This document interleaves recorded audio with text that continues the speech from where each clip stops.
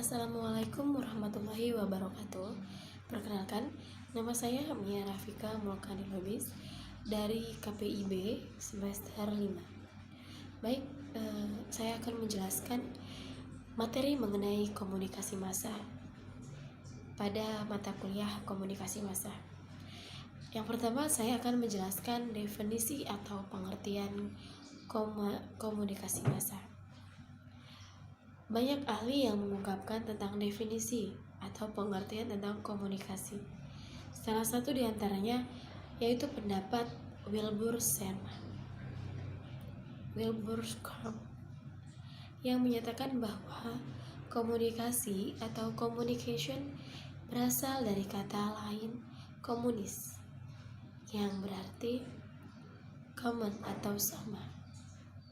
Sesungguhnya komunikasi itu merupakan ilmu yang mempelajari pernyataan antar manusia, di mana pernyataan tersebut dilakukan dengan menggunakan lambang-lambang yang sangat berarti bagi komunikator maupun komunikan. Lambang-lambang yang dimaksud tiada lain adalah bahasa lambang, baik bahasa lisan maupun bahasa tulisan.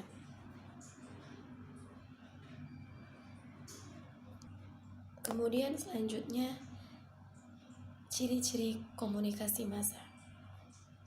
Berikut saya akan menjelaskan ciri-ciri komunikasi massa dari berbagai ahli.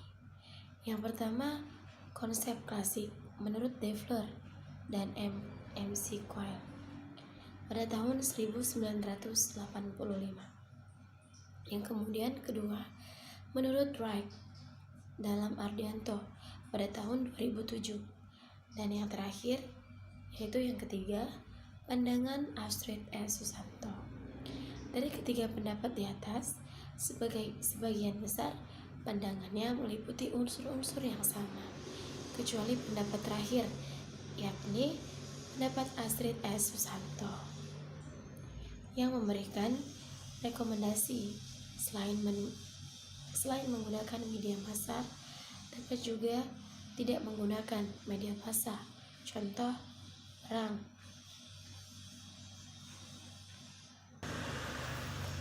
Ada 3 pernyataan mengenai komunikasi massa menurut para ahli. Yang pertama menurut M.O. Palapa, yang mana M.O. Palapa menjelaskan bahwa komas atau komunikasi massa merupakan pernyataan manusia yang ditujukan kepada massa. Bentuk-bentuk komunikasi massa adalah seperti jurnalistik, public relations, penerangan, propaganda, agitasi, advertising, publicity, dan pertunjukan, dan komunikasi internasional. Kemudian pendapat yang kedua yaitu pendapat Defler dan McCoy. Komas atau komunikasi massa adalah suatu proses di mana komunikator menggunakan media untuk menyebarluaskan pesan-pesan secara luas dan terus-menerus menciptakan makna-makna serta diharapkan dapat mempengaruhi khalayak yang besar dan beragam dengan melalui berbagai cara. Kemudian saya akan menjelaskan ruang lingkup komas atau komunikasi massa. Ruang lingkup yang pertama yaitu pandangan klasik.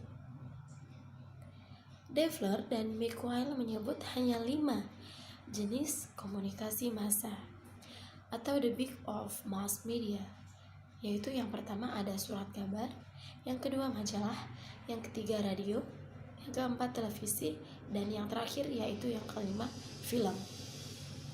Kemudian pandangan yang kedua yaitu pandangan modern.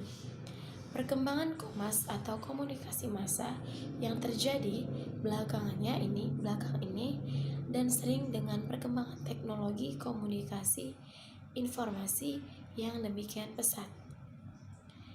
Maka kini orang-orang dapat menggunakan sarana komunikasi yang lebih modern dan lebih canggih, semacam media sosial atau medsos.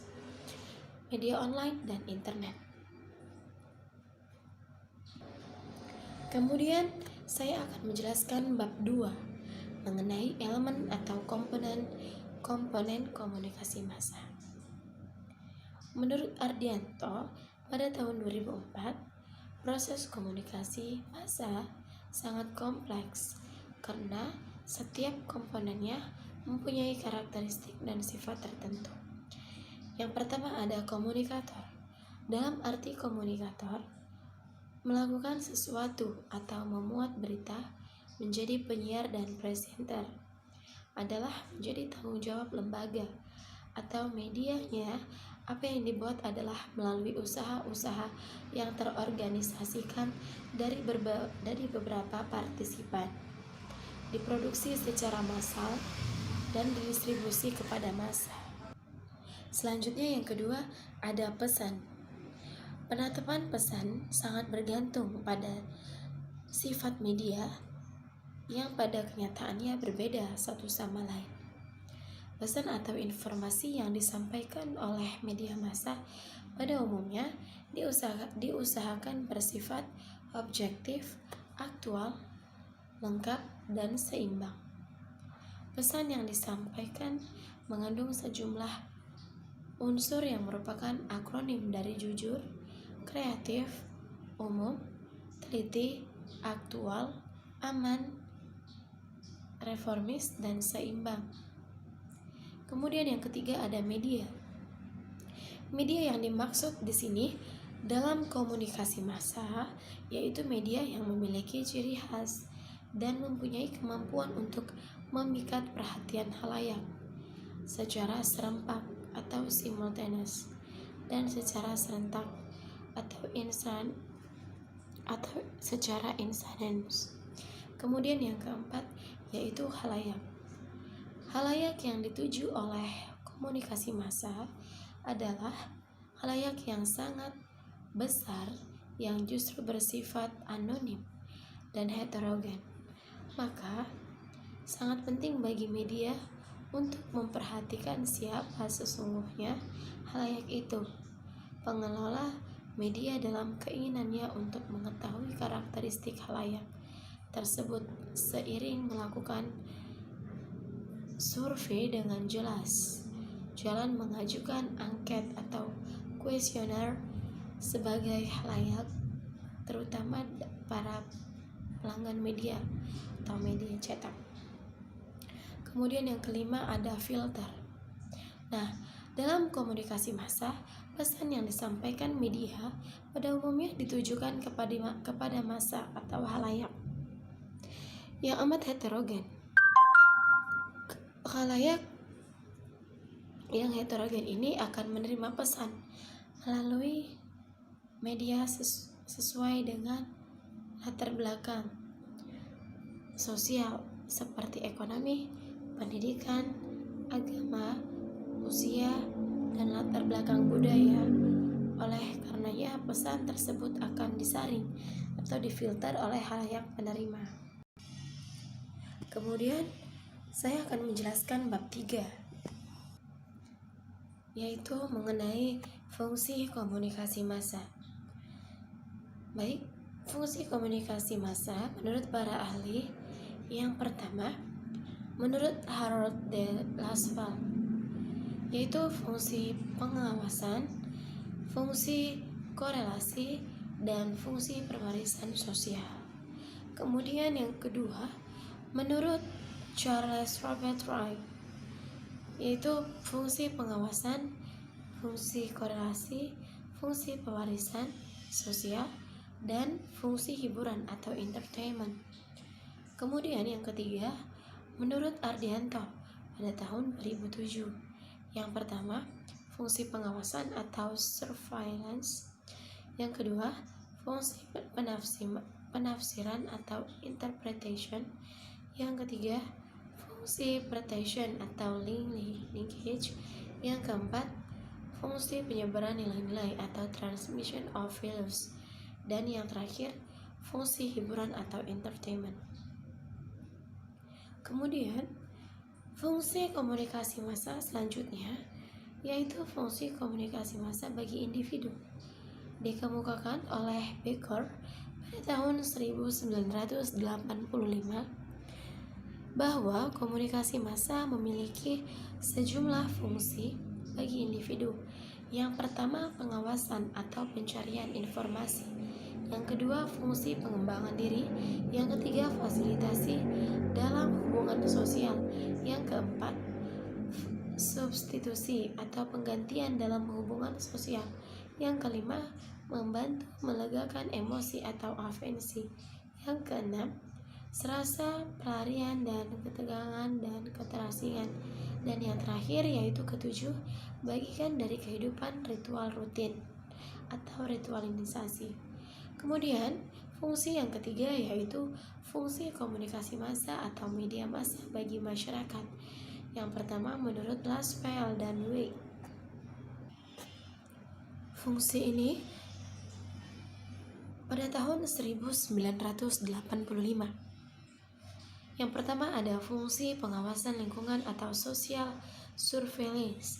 Yang kedua, fungsi korelasi sosial atau social correlation.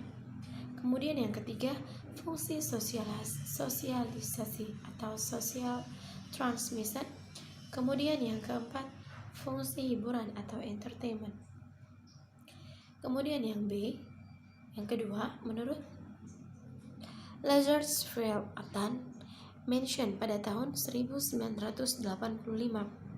Yang pertama, memberikan atau mengukuhkan status sosial. Yang kedua, memperkokoh norma-norma sosial. Kemudian yang keempat, yang selanjutnya, fungsi transmisi budaya. Menurut Ratih Ayu Widiasih menyatakan bahwa transmisi budaya merupakan kegiatan pengiriman atau penyebaran pesan dari generasi yang satu ke generasi yang lain. Transmisi budaya dalam hal-hal tertentu dapat juga disamakan dengan pewarisan budaya, yaitu usaha untuk menyampaikan sejumlah pengetahuan atau pengalaman untuk dijadikan pegangan dalam meneruskan estafet kebudayaan. Nah, kemudian ada bentuk-bentuk transmisi budaya meliputi yang pertama akulturasi, yang kedua sosialisasi, dan yang ketiga yaitu enkulturasi. Kemudian yang selanjutnya fungsi melawan kekuasaan dan kekuatan represif. Baik, dalam hal ini komunikasi massa bisa menjadi sebuah alat untuk melawan kekuasaan dan kekuatan yang represif. Komunikasi massa dengan salah satu fungsinya atau informatif atau memberikan informasi kepada khalayak. Namun informasi yang diungkapkannya ternyata dapat juga mempunyai motif tertentu untuk melawan kemaparan. Kemudian yang keenam ada fungsi menggugat. Fungsi menggugat di sini dimaksudkan sebatas hubungan trikotomi, yakni di antara pemerintah, pers, dan masyarakat. Dalam kaitan ini pula secara ideal, ketiga komponen tersebut secara bersama-sama seiring sejalan saling memberikan kontribusi yang bersifat positif. Kemudian yang selanjutnya, komunikasi massa memiliki sejumlah fungsi menurut pandangan para ahli yang sekiranya bisa diterima oleh semua pihak, yaitu yang pertama, fungsi pengawasan, yang kedua, fungsi penafsiran, yang ketiga, fungsi korelasi atau pertalian, dan empat, fungsi penyebaran nilai-nilai, dan yang terakhir, yang kelima, fungsi hiburan. Jadi, kelima fungsi ini yang apabila diartikan atau dikaitkan dengan fungsi pers tampaknya memiliki kemiripan. Fungsi pers berdasarkan Undang-Undang Nomor 40 Tahun 1999 tentang pers meliputi fungsi informasi, fungsi edukasi, fungsi hiburan, fungsi kontrol sosial atau kontrol sosial, atau pengawasan dan fungsi ekonomi. Baik, kiranya itu saja yang saya sampaikan mengenai materi komunikasi massa pada mata kuliah komunikasi massa. Sekian dari saya, terima kasih atas perhatiannya. Wassalamualaikum warahmatullahi wabarakatuh.